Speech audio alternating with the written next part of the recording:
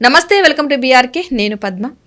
ఈ రోజుల్లో సంస్కృతి సాంప్రదాయాలకు సంబంధించిన ఒక పెద్ద పండుగ ఏదైనా ఉందంటే అది మనకి సంక్రాంతి పండుగే. సంక్రాంతి పండుగను ప్రతి ఒక్కరు కూడా ఎంత గొప్పగా సెలబ్రేట్ చేసుకుంటున్నారో తెలిసిందే. ఇప్పుడు సంక్రాంతి పండుగకి ఊర్లో వెళ్ళే వారి సంఖ్య కూడా బాగా పెరిగింది. అప్పట్లో వెళ్ళడం కాస్త ఇబ్బందిగా ఏదో ఒకసారి వెళ్ళేవారు, కానీ ఇప్పుడు ఎక్కడ ఏ వర్క్లో ఉన్నా సరే ఖచ్చితంగా సంక్రాంతి పండుగకి కుటుంబ సభ్యులతో కలిసి చేసుకోవాలి అని ప్రతి ఒక్కరు కూడా కోరుకుంటున్నారు. అలాంటి సంక్రాంతి సంబరాలు ఎవరైతే మిస్ అవుతున్నారో, ఎవరైతే మేము జరుపుకోలేకపోతున్నాం అనుకుంటున్నారో, అలా అసలు ఒరిజినల్ సాంప్రదాయం ఏంటో ఇలాంటి అంశాలన్నీ కూడా నాగరత్నమ్మ నాయుడు ఫామ్ హౌస్లో జరుగుతుంది. జనవరి 11వ తారీఖున సంక్రాంతి సంబరాలు కార్యక్రమం. ఈ కార్యక్రమానికి సంబంధించిన పూర్తి వివరాలు మనకు తెలియజేయడానికి ఈరోజు మనతో పాటు ఉన్నారు ఉత్తమ జాతీయ రైతు అవార్డు గ్రహీత అయినటువంటి నాగరత్నమ్మ నాయుడు గారు. ఆయన అడిగి అసలు సంక్రాంతి సంబరాల యొక్క విశిష్టత ఏంటి, అసలు ఈ కార్యక్రమాన్ని ఎందుకు నిర్వహిస్తున్నారు, అసలు ఈ కార్యక్రమానికి ఉన్న ముఖ్య ఉద్దేశం ఏంటి, అదేవిధంగా రైతుగా ఎదగాలంటే ఏం చేయాలి, ఇలాంటి అంశాలన్నీ కూడా ఆయన ద్వారానే తెలుసుకునే ప్రయత్నం చేద్దాం. నమస్తే అండి. నమస్కారం. ముందుగా మీకు సంక్రాంతి శుభాకాంక్షలు. Thank you. సేమ్ మీకు కూడా సంక్రాంతి శుభాకాంక్షలు. మీరు మా ఫామ్కి రండి. 11వ సంక్రాంతి పండుగ జరుపుతుంటున్నాం. ఎందుకంటే అందరూ ఊర్లకు వెళ్తారు కాబట్టి ముందుగానే ఈ జనవరి 11వ తారీఖు ఉదయం నుంచి సంక్రాంతి సంబరాలు జరుపుతుంటాం. ఎందుకంటే అందరూ ఊళ్ళకి వెళ్ళాలి కాబట్టి. ఈ పండుగ ఎందుకు వచ్చిందంటే రైతుకి మొదటి పండుగ ఫెస్టివల్. రైతుకి అప్పుడే ఆదాయం వస్తుంటుంది, పంటలన్నీ కూడా చేతికి వస్తాయి. మా అల్లుళ్ళని, మా కోడల్ని, మనోళ్ళని, మనవరాళ్ళని, ఊర్లో ఉన్న బంధువులందరినీ కూడా ఇన్వైట్ చేసి కుటుంబ సమేతంగా గ్రామ స్థాయిలో ఈ సనాతన ధర్మం నుంచి మొదటి నుంచి కూడా ఈ ఆనవాయితీ ప్రకారం సంక్రాంతి సంబరాలు చేసుకునేవాడు. ఇప్పుడంతా పట్టణీకరణ కదా వచ్చేసారు కాబట్టి సంక్రాంతి సంబరాలు చేసుకునేదానికి అక్కడ అవతాతలు లేరు, కుటుంబాలన్నీ కూడా చిన్నాభిన్నం అయిపోయినాయి. కాబట్టి ఈరోజు సంస్కృతి సాంప్రదాయాన్ని ప్రజలకు తెలియజేయడానికి ఆ రోజు అదేవిధంగా విద్యార్థుల్ని, నేను మెయిన్గా విద్యార్థులను ఎంచుకుంటాను. నా గురించి 9th క్లాస్ బయాలజీలో కూడా ఒక లెసన్ ఉంది. తద్వారా అనేక మంది విద్యార్థులు ఈరోజు కూడా ఢిల్లీ పబ్లిక్ స్కూల్ వాళ్ళని 400 మందిని ఎడ్యుకేట్ చేసి ఇక్కడికి రావడం జరిగింది. సో వాళ్ళందరికీ కూడా ఫెస్టివల్ గురించి తెలియదు. అంటే తల్లిదండ్రులు చెప్పే పరిస్థితులు లేరు, అవ్వాతాతలు లేరు, వాళ్ళు అనాథాశ్రమం అయ్యారు. వాళ్ళకి ఎవరు నేర్పించాలి? సంస్కృతి సాంప్రదాయం నేర్పించాలి. కాబట్టి అదేవిధంగా కళలను కూడా ప్రోత్సహించాలి. అంతరించిపోతున్న కళలు అందుకని ఈరోజు గంగిరెద్దులు కనిపించడం లేదు, సో హరిదాసు కనిపించడం లేదు. అంటే పట్టణీకరణ వాతావరణంలో మనం ఏం చేస్తున్నామో తెలియడం లేదు. కాబట్టి ఆ సంస్కృతి సాంప్రదాయాన్ని ఇమిడింపజేసి ప్రజలకి తెలియజేయాలి. మొదటగా అంటే మనోళ్ళు మనవరాళ్ళు లాంటి మీలాంటి వాళ్ళందరికీ కూడా ఈ తెల్ల జుట్టు తాత అందరినీ సంక్రాంతి సంబరానికి పిలిచి అక్కడ ఉన్న విశేషాలని తెలియజేయాలని కోరుకుంటున్నాను. మా ఫామ్ వచ్చి మామూలుగా సంక్రాంతి సంబరాలు ఏదో ఒక గ్రౌండ్లో చేయడం కాదు, మాది ప్రకృతికి నిలయమైన వ్యవసాయం. ఈ ఫామ్కి దాదాపు 17 ఇంటర్నేషనల్ అవార్డ్స్ రావడం జరిగింది, 26 నేషనల్ అవార్డ్స్ వచ్చాయి, 463 awards in all state all కంట్రీలో కూడా వచ్చాయి. దాదాపు 167 కంట్రీస్ ఎమినెంట్ సైంటిస్ట్ అందరూ కూడా వచ్చి ఈ ఫామ్లో ఉన్న టెక్నాలజీ తీసుకెళ్ళడానికి వాళ్ళు ఇంప్లిమెంట్ చేస్తున్నారు. ఇక్కడ biodiversity with eco friendly plantation ఉంటుంది. సమ్మర్లో కూడా ఏసీలో ఉన్నట్టుగా మా దగ్గర నేచర్ ఉంటుంది. మేము మీకు అందరికీ ఫెస్టివల్కి వచ్చిన వాళ్ళకి రిటర్న్ గిఫ్ట్ ఏమి ఇవ్వకపోయినా ఒక 1 మంత్కి సరిపోయేంత మంచి ఆక్సిజన్, ప్యూర్ ఆక్సిజన్ ఇచ్చి పంపిస్తామమ్మా.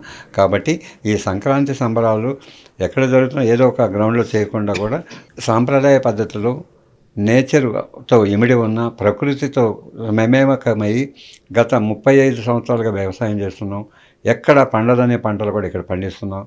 నేను తాగే కాఫీ గింజలు ఇక్కడ పండుతాయి, ఏలకులు పండిస్తున్నాను, మిరియాలు పండిస్తున్నాను. సచ్ ఏ హాట్ క్లైమేట్ ఇక్కడ తెలంగాణలో పండవనేవన్నీ కూడా కొబ్బరికాయల దగ్గర నుంచి మిరియాల దగ్గర నుంచి కూడా 9 స్టోరీ క్రాపింగ్ ప్యాటర్న్ కూడా పెట్టి చేయిస్తున్నాను. ఈ టెక్నాలజీ చూడడానికి అనేక వేల మంది వస్తుంటారు. ప్రతి సంవత్సరం 23 లక్షల మంది విద్యార్థులను కూడా నేను ఎడ్యుకేట్ చేస్తుంటాను మా ఫామ్లో. నా గురించి 9th క్లాస్ బయాలజీలో ఉంది కాబట్టి అందరూ ఒక 4-5 మార్క్స్ చదువుతున్నారు. మా ఫామ్కి వచ్చిన విద్యార్థులందరూ కూడా నేర్పిస్తున్నారు. అక్కడ ఆటోమేటిక్ వెదర్ స్టేషన్ ఉంది, రెయిన్ వాటర్ హార్వెస్టింగ్ ఉంది. ఇవన్నీ కూడా చూపిస్తూ సంక్రాంతి అంటే ఒక పండగ వాతావరణంతో నేచర్, ప్రకృతి యొక్క గొప్పతనాన్ని కూడా అక్కడ వివరించడం జరుగుతుంటుంది. మరి ఈ పండగకు విచ్చేసిన వాళ్ళకి లేడీస్కి ముగ్గుల పోటీ ఉంటుంది, మహిళలకి అదేవిధంగా చిన్నపిల్లలకి మెమరీకి లాంటి ప్రోగ్రామ్స్ ఉంటాయి. 10 సంవత్సరాలు దాటిన విద్యార్థులకి పతంగులు ఎగరేస్తుంటారు, గాలిపటాలు. మరి యువతగా ఉన్న వాళ్ళకి టగఫర్ అని ఒక అర్ధ ఎకరం వరి పొలాన్ని దున్ని పెట్టాను. ఓ మంచి దారాన్ని లావు దారంతో ఇటు ఒక 10 మంది అటు ఒక 10 మంది లాగి వాడి బలబలాలు తెలుసుకోవచ్చు. ఈ విధంగా అంటే పాతకాలపు అన్ని వాటిని కూడా మీరు గుర్తు చేస్తున్నారు దీని ద్వారా. గంగిరెద్దు వస్తుంది, గంగిరెద్దు విన్యాసాలు ఉంటాయి, హరిదాసు కీర్తనలు ఉంటాయి. ఉదయాన్నే 6:30కి 11వ తేదీ ఆదివారం ఉదయం 6:30కి భోగిమంటలు ఉంటాయి. అట్లాగే ఈ కళలను ప్రోత్సహిస్తూ కూచిపూడి నృత్యం కానీ భరతనాట్యం కానీ ఇవన్నీ కూడా సమాజానికి విద్యార్థులకు తెలియజేస్తూ ప్రకృతి సాంప్రదాయాన్ని ప్రతి కళ్ళగట్టినట్టుగా వాళ్ళకి చూపిస్తూ ఈ అంతరించిపోకుండా ఈ కళాకారుని కూడా కాపాడాల్సిన బాధ్యత రైతే ఉంటుంది.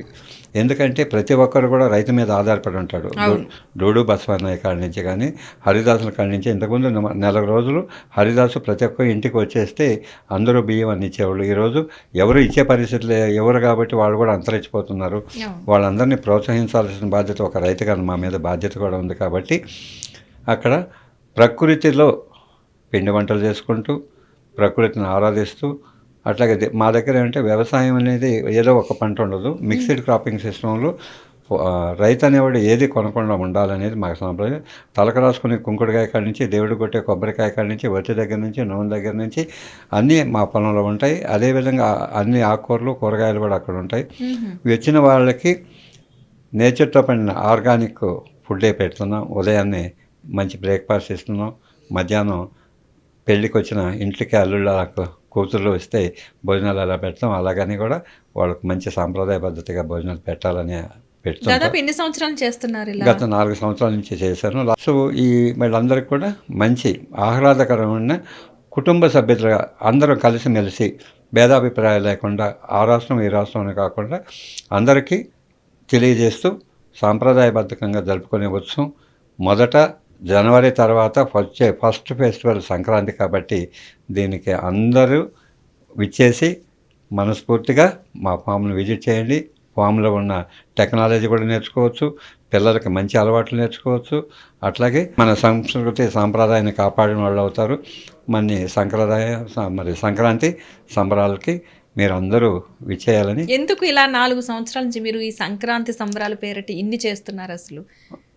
ఏంటంటే ఇప్పుడు ఒక రైతే కదా పోషించాల్సిన అవసరం ఉంది. అవును. నేషనల్ ఫుడ్ సెక్యూరిటీ రైతు ఒక్కడే ఈ దేశానికి ఆహార భద్రత కల్పిస్తున్నాడు.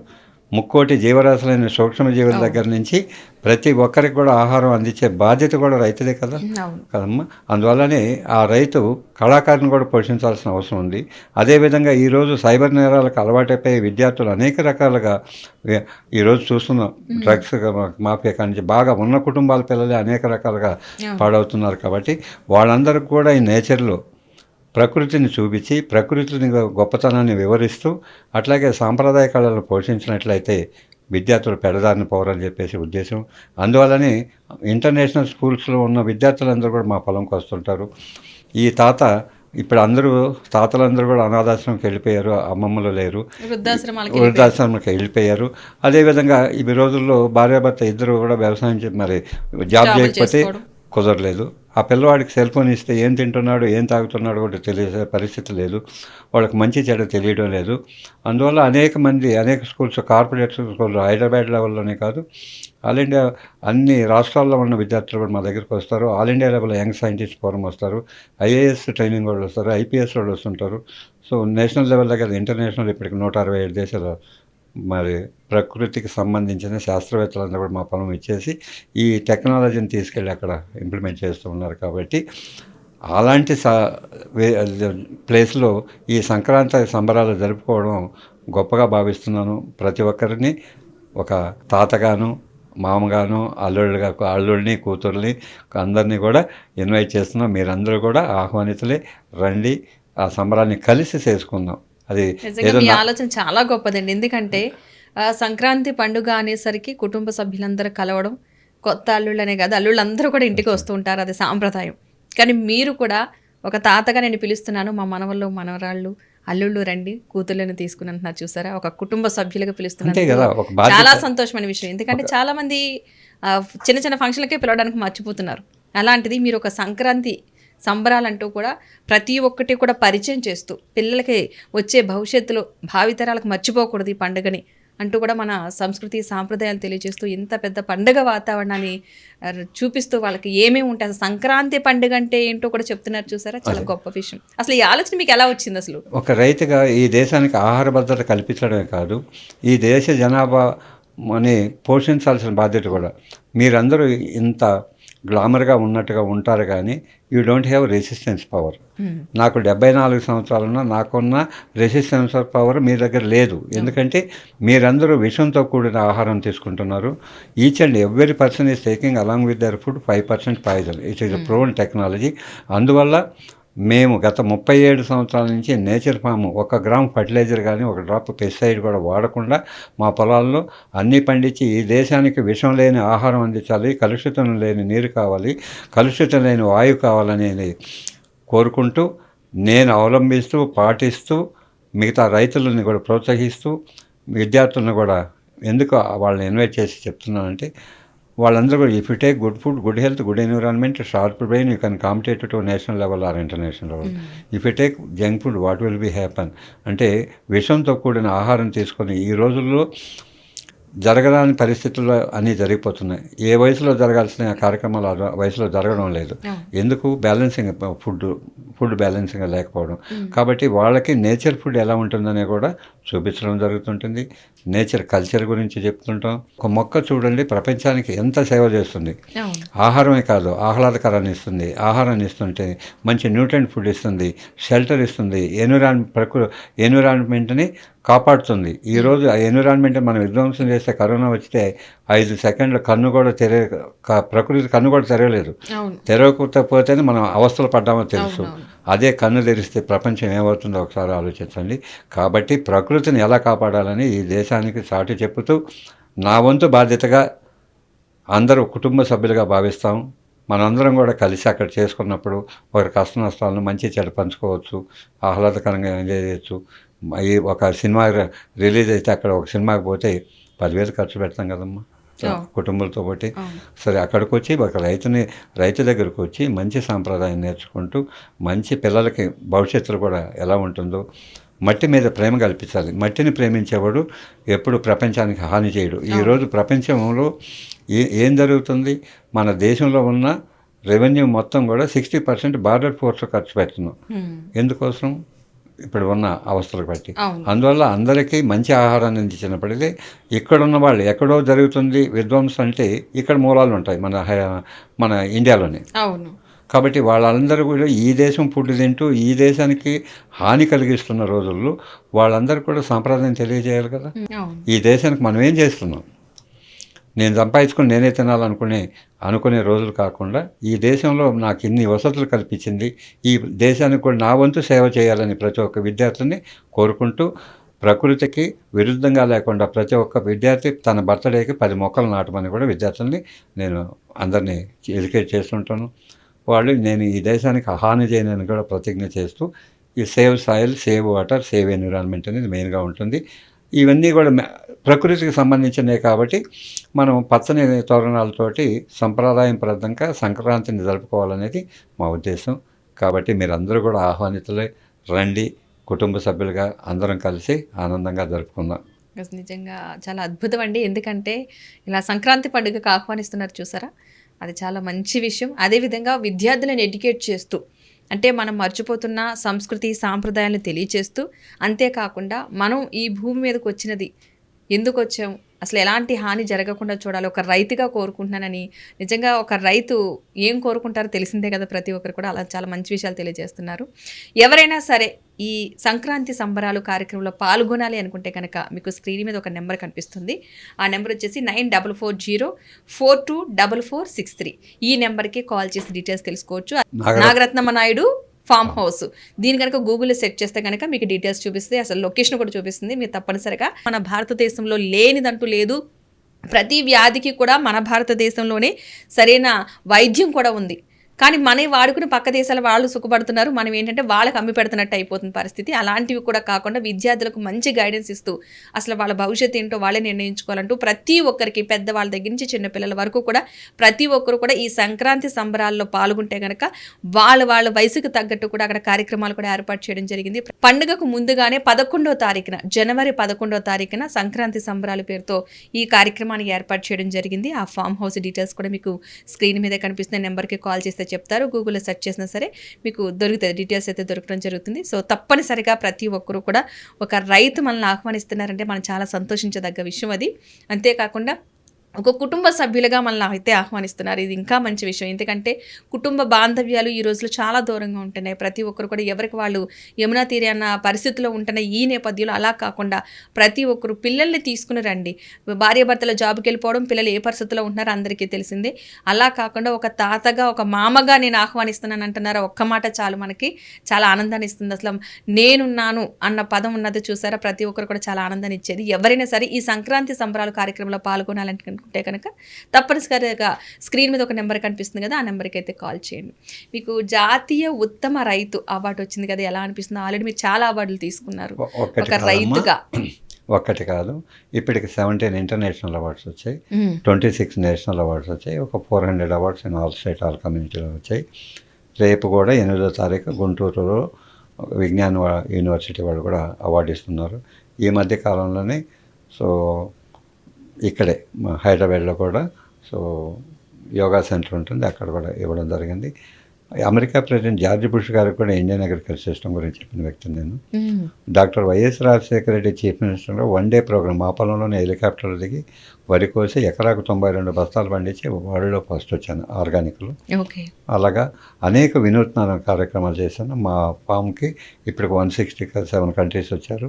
వాళ్ళందరూ కూడా నన్ను మన టెక్నాలజీ అక్కడ వాళ్ళు ఇంప్లిమెంట్ చేయడానికి నన్ను పిలిస్తే మలేషియా, సింగపూరు, థాయిలాండ్ ఈ కంట్రీస్ అన్నీ కూడా వాళ్ళ ఛార్జీలతో నన్ను తీసుకెళ్ళి వాళ్ళని అక్కడ ఎడ్యుకేట్ చేశాను. ఆ యూనివర్సిటీ వాళ్ళందరినీ కూడా ఎడ్యుకేట్ చేసి రావడం జరిగింది. ఈ విధంగా ఒక రైతుగా నా వంతు ఇప్పటి వరకు నేను రైతుగా గవర్నమెంట్ నుంచి కూడా ఏ సబ్సిడీ తీసుకోలేదు, రుణమాఫీ లేదు, రైతు బంధు లేదు, ఏది లేకుండా కష్టార్జితంతో బాగా ఉన్నవాడిని కూడా కాదు, ఉన్నంతలో హ్యాపీగా ఉండాలనే దాంతో ఈ వయసులో కూడా రోజుకు 18 గంటలు పనిచేస్తాను. మా అమ్మకు 100 years, తను కూడా పనిచేస్తుంది. కుటుంబ సమేతంగా వ్యవసాయం చేస్తూ ఈరోజు దేశానికి మంచి ఆహారాన్ని అందించాలి, కలుషితం లేని నీరు, విషం లేని ఆహారాన్ని అందించి ఈ దేశంలో ఒక రైతుకే సాధ్యమవుతుంది. కాబట్టి ఇది అవలంబించాలని నేను చేస్తూ సాటి రైతులను కూడా ఎడ్యుకేట్ చేస్తూ ఉన్నాను. విద్యార్థులను కూడా ఇప్పుడు వెళ్ళి చాక్లెట్లు కావాలి, సూపర్ మార్కెట్కి వెళ్ళి ఏదో కొంటుంటాను. Do you have any organic products అని చెప్పి అడిగి, ఆర్గానిక్ స్వీట్స్ ఉన్నాయి, ఆర్గానిక్ చాక్లెట్స్ ఉన్నాయి, అడగండి, డిమాండ్ ఉన్నప్పుడు సప్లై కూడా ఉంటుందని చెప్పి వాళ్ళని ఎడ్యుకేట్ చేస్తూ విషం లేని ఆహారం తినడం వల్ల ఎలా ఉంటుంది, రెసిస్టెన్స్ పవర్ లేకుండా ఈ రోజులు 30 సంవత్సరాల కాకముందు కానీ సాఫ్ట్వేర్ ఇంజనీర్స్ కానీ డాక్టర్స్ కానీ మీరందరూ కూడా అనేక రకాల బాధలతోటి మెంటల్ వరీస్ తోటి ఉంటున్నారు. కారణం ఏంటంటే because of the food habits. అన్ని రకాలుగా రోగాలకే కానీ మనశ్శాంతి లేకుండా ఉండడం కానీ రేడియేషన్ తోటి బాధపడడం కానీ వితిన్ 30 years ఈ seems more than 60 years old. ఎందుకంటే మీ resistance power is going on decreasing. ఈరోజు కూడా నేను ఉదయం 2:30కి లేచాను, ఇప్పటి వరకు కూడా నిర్విరామంగా పనిచేస్తున్న పొలం కాడికి వచ్చి ఇక్కడికి వచ్చాను. సో ఇన్ని జరుగుతున్నా రాత్రి మళ్ళీ 11 గంటలు పడుకొని మళ్ళీ ఏదో ప్రకారం లేస్తాను, ఎందుకంటే రెసిస్టెన్స్ పవర్ ఉంది.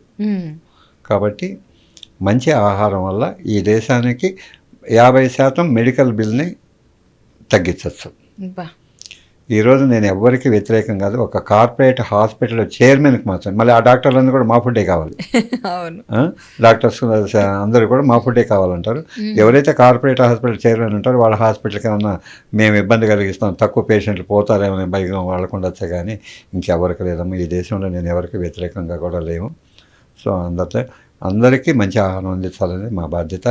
ఒక గవర్నమెంట్దే కాదు, సెంట్రల్ మినిస్టర్స్, స్టేట్ మినిస్టర్దే కాదు, సీఎందే కాదు, ప్రైమ్ మినిస్టర్ కాదు, ఒక రైతుగా కూడా మా బాధ్యత కూడా చేయాలి కదా. ఈ దేశానికి ఫుడ్ సెక్యూరిటీ ఇవ్వాలి కదా. మంచి ఆహారాన్ని ఇవ్వడానికి కోసం ఈ ప్రయత్నం జరుగుతుంది. ఈ ప్రయత్నంలో కోణంగానే ఈ సంక్రాంతి సంబరాలు కూడా చేస్తూ వాళ్ళకి ఎలాంటి మంచి ఆహారం ఎక్కడ దొరుకుతుంది, ఎలా దొరుకుతుంది అని కూడా అక్కడ తెలుసుకోవడం కూడా జరుగుతుంటుంది. వాటిని కూడా వివరిస్తుంటాం. సాంప్రదాయ పద్ధతిలో ఈ సంక్రాంతి సంబరాలు ఎలా జరుగుతాయి అనేది కూడా చూపిస్తున్నాం. కళలు అంతరించిపోకుండా కళాకారుని కూడా ప్రోత్సహిస్తూ ఉండడం నా ధర్మం అనేది భావిస్తున్నాను. కాబట్టి మీరందరూ ఆహ్వానితులే, మీరు కూడా రండి. థ్యాంక్ యూ అమ్మా, ధన్యవాదాలు. ఒకసారి అడ్రస్ చెప్తారా? నా పేరు గుడివాడ నాగరత్నం నాయుడు. సో మాది పొలం వచ్చి అబ్దుల్లాపురం మండలం, రంగారెడ్డి జిల్లా. రామోజీ ఫిల్మ్ సిటీకి కొంత దగ్గరగా ఉంటుంది. So Ramoji film city right side ఉంటుంది విజయవాడ నేషనల్ హైవేకి.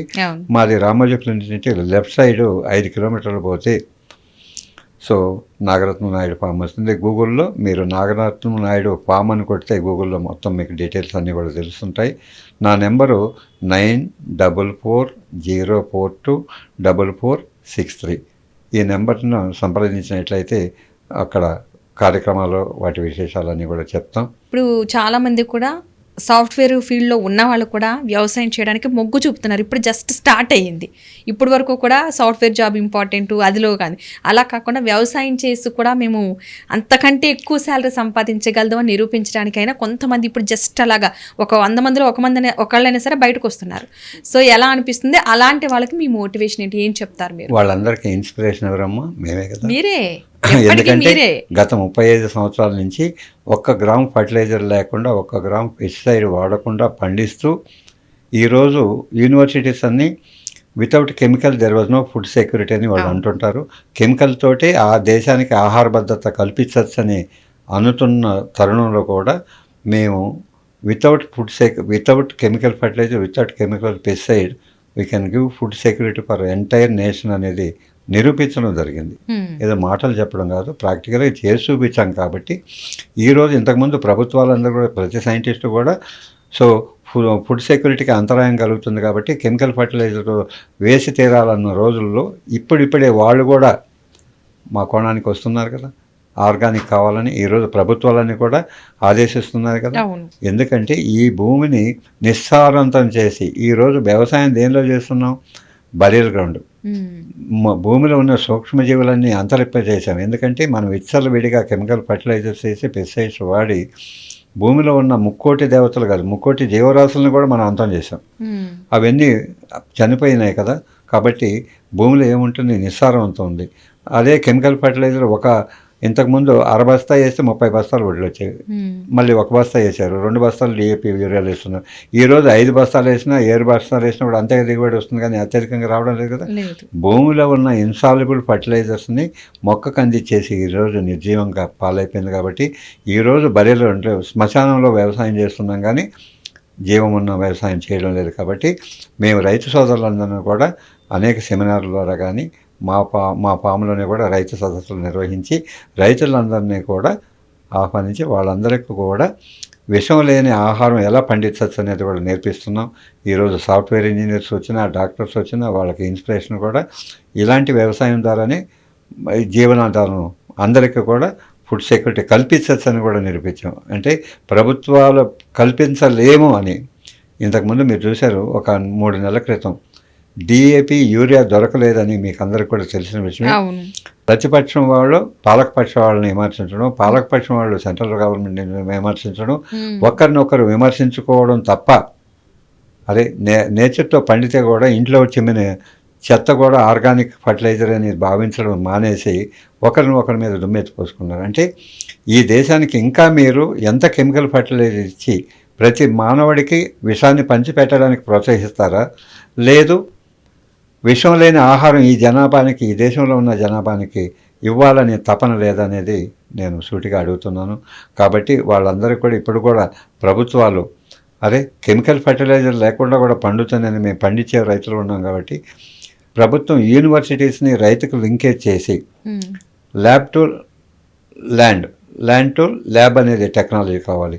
ఏదో ఒక 4 గోడల మధ్య శాస్త్రవేత్తలు ఏదో నిర్ధారించింది కాకుండా ఫీల్డ్కి వచ్చి ప్రత్యక్షంగా వాళ్ళు ఇది నిజమా కాదని నిరూపించుకునేసి ల్యాండ్ టు ల్యాబ్ కావాలి, కానీ ల్యాబ్ టు ల్యాండ్ కాదు కావాల్సింది.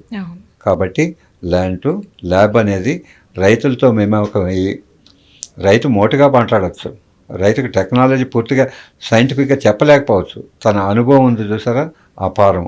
అవును. ఈరోజు చంద్రమండలం ఇప్పుడు ఉంది, అక్కడ పోతున్నాం అంటుంటే ఖగోళ శాస్త్రం ఎన్ని సంవత్సరాల క్రితం మన భారతీయులు కనుక్కున్నారు చంద్రమండలం ఉందని. దాన్ని మనం అక్కడికి వెళ్ళడానికి ఇన్ని సంవత్సరాలు పడుతుంది. అదేవిధంగా మన తాత ముత్తాతలు చేశారు, వాళ్ళందరూ కూడా ఈరోజు మా అమ్మకం 101 సంవత్సరం స్టిల్ ఎంత హ్యాపీగా బతుకుతుందంటే ఒక్క రోగం కూడా లేకుండా ఉంది. మంచి ఆహారం కావాలి ఈ దేశంలోనికి.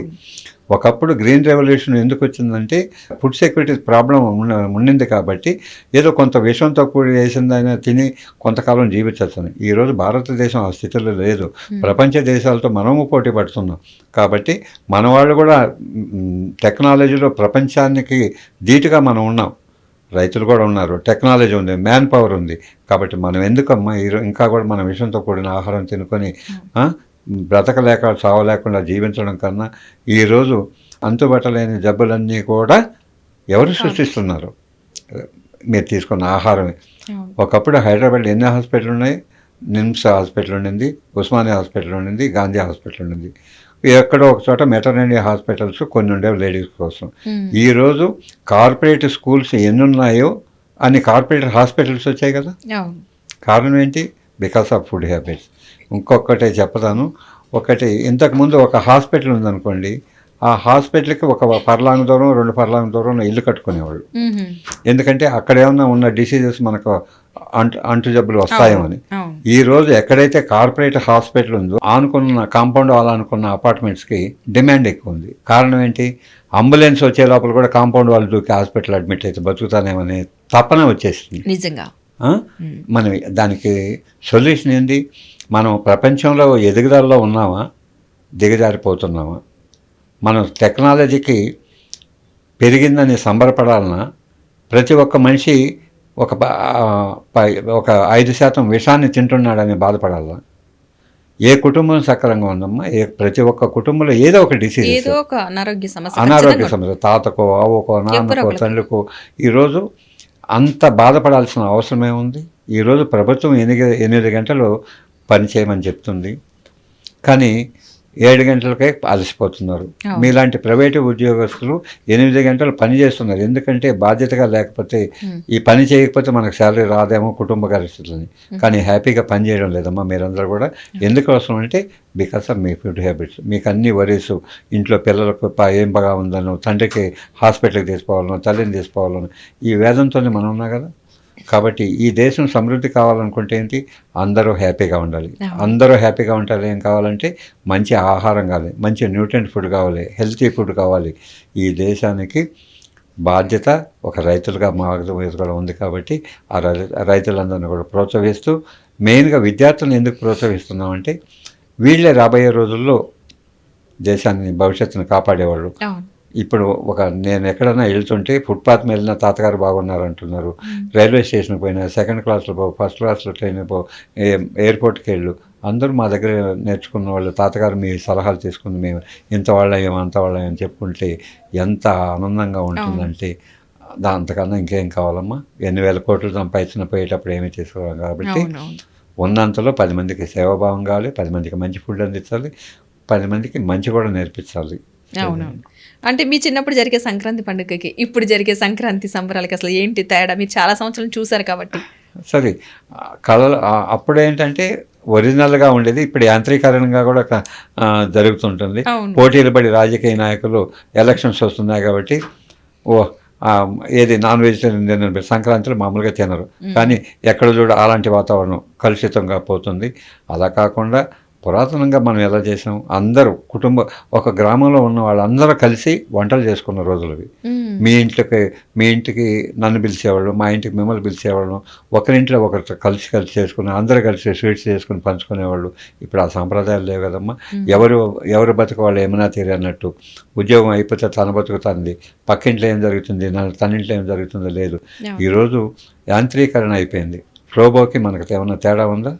లేదు. కాబట్టి సంస్కారం, సభ్యత ఇవన్నీ కూడా అవసరం. కాబట్టి ఇవన్నీ కూడా తెలియజేస్తున్నది గుర్తింపు కోసం మన వాళ్ళు గుర్తు చేస్తున్నది పండుగలు. అవును, ఒక్కొక్క పండగకు ఒక్కొక్క ఉత్తరాయణ నుంచి దక్షిణాయనానికి సూర్యుడు వెళ్తున్నాడు. సో ఆ తరుణంలో కూడా ఎంతమందికి హాని కలగకుండా ఆరోగ్యకరంగా ఎలా ఉంటుందనేది కూడా సాంప్రదాయంగా సంక్రాంతి తెలియజేస్తుంది. కాబట్టి మనం సంక్రాంతి పండుగ జరుపుకోవాల్సిన అవసరం ఎంతనే ఉంది. కాబట్టి అందరూ ఆహ్వానితులై మీరందరూ కూడా భావించుకునేసి రండి, అందరం కలిసి ఈ ఫెస్టివల్ని చేసుకుందాం. నాది కాదు, మనందరిది ఫెస్టివల్ కాబట్టి అందరూ కలిసి సాంప్రదాయంగా చేసుకుందాం అనే ఉద్దేశంతో మిమ్మల్ని అందరినీ ఆస్వాదిస్తున్నాను. రండి. మీకు అడ్రస్ ప్రాబ్లం అయితే నాగరత్నం నాయుడు ఫామ్ అని గూగుల్లో క్లిక్ చేస్తే చాలు, ఎంటైర్ డీటెయిల్స్ మీకు వస్తుంది. అట్లాగే నా నెంబర్ మీకు 9440424463. కాబట్టి అక్కడికి రావాల్సిన దానికి పాస్ కావాలని ఇవన్నిటికి కూడా ఈ నెంబర్ని సంప్రదించండి. నేను డీటెయిల్గా చెప్తాను, రావాల్సిందిగా కోరుకుంటున్నాను. నిజంగా చాలా చాలా ధన్యవాదాలండి. అసలు సంక్రాంతి సంబరాలకు ఆహ్వానిస్తున్నందుకు ముందుగా మీకు చాలా చాలా ధన్యవాదాలు.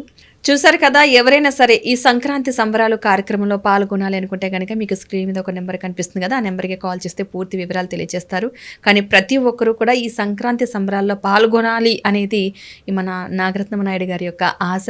ప్రతి ఒక్కరూ కూడా ప్రకృతికి దగ్గరగా ఉండాలి.